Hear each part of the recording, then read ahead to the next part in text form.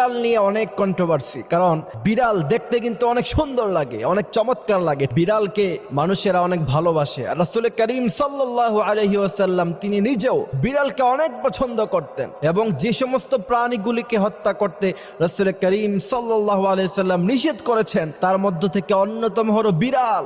আপনি বিড়ালের দিকে তাকালে আপনার কাছে মনে হবে ছোট্ট একটা বাঘ, বাঘের আকৃতির মতো বিড়ালের আকৃতি। আমাদের দেশের অনেক আলেম ওলামারা দেখবেন তারা বিড়ালকে অনেক ভালোবাসে, বিড়ালকে ঘরে রাখে।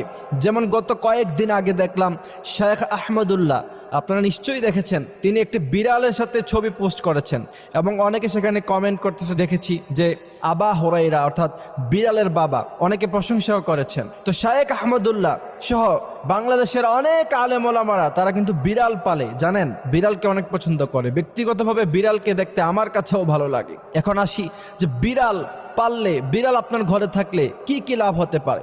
অনেকে বলে যে বিড়াল যদি ঘরে থাকে তাহলে কোনো অশুভ জিনিস আসতে পারে না।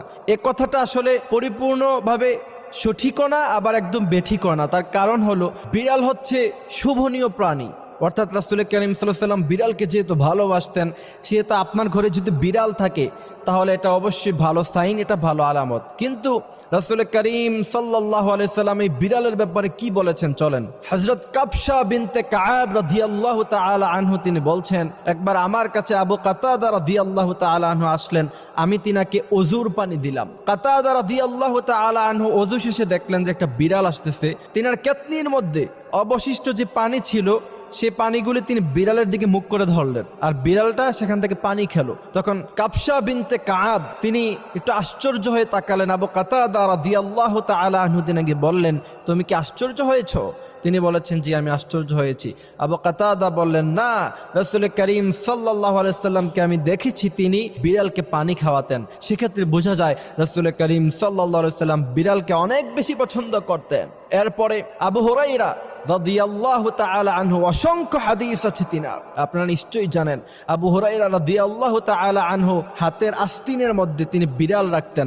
রাসূলুল্লাহ একদিন দেখে খুশি হয়ে বললেন, ইয়া আবা হুরায়রা, হে আবু হুরায়রা। আব্দুর রহমান রাদিয়াল্লাহু তাআলা আনহু মূলত তিনার নাম ছিল। তিনি মুচকি হাসলেন। এরপর থেকে তিনি মনে মনে একথা ধারণ করলেন যে আজকে থেকে আমার নাম হবে আবু হুরায়রা। সুবহানাল্লাহি ওয়া বিহামদিহি সুবহানাল্লাহিল আযীম। এখন আসেন, আপনার ঘরে যদি বিড়াল থাকে তাহলে কি কি ফায়দা হতে পারে। প্রথম নাম্বার ফায়দা, রাসূল করিম সাল্লাল্লাহু আলাইহি ওয়াসাল্লাম যেহেতু বিড়ালকে পছন্দ করতেন, বিড়াল যেহেতু একটি শুভনীয় প্রাণী, আর শুভনীয় প্রাণী যেই ঘরে থাকে সেই ঘরে অশুভনীয় জিনিস না আসাটা খুবই স্বাভাবিক।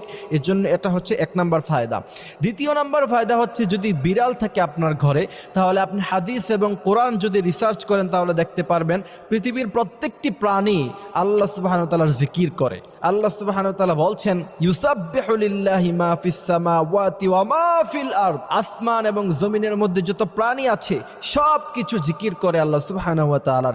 সুতরাং একটি বিড়াল যদি থাকে, সেই বিড়াল সবসময় জিকির করবে, আর আপনার ঘরে আল্লাহ সুবহানাহু ওয়া তাআলা রহমত নাজিল করবে। এই কারণে বিড়ালকে আমরা কষ্ট দিব না। বিড়ালকে আমাদের অবশিষ্ট যে খাবারগুলি আছে সেগুলি বিড়ালকে খাইয়ে দিব, কারণ রাসূলুল্লাহ এমনটা করতেন। সুবহানাল্লাহ। সুতরাং এই দুইটি ফায়দা পাবেন। প্রথমত, আপনার ঘরে অশুভনীয় জিনিস আসার সম্ভাবনা কম, জিন আসার সম্ভাবনা কম। দ্বিতীয়ত, এরা যেহেতু সবসময় তাসবিহ পাঠ করে, সুতরাং আপনার ঘরে রহমত নাজিল হবে। আল্লাহ সুবহানাহু ওয়া তাআলা আমাদেরকে রাসূলুল্লাহর মতো বিড়ালকে ভালোবাসেন।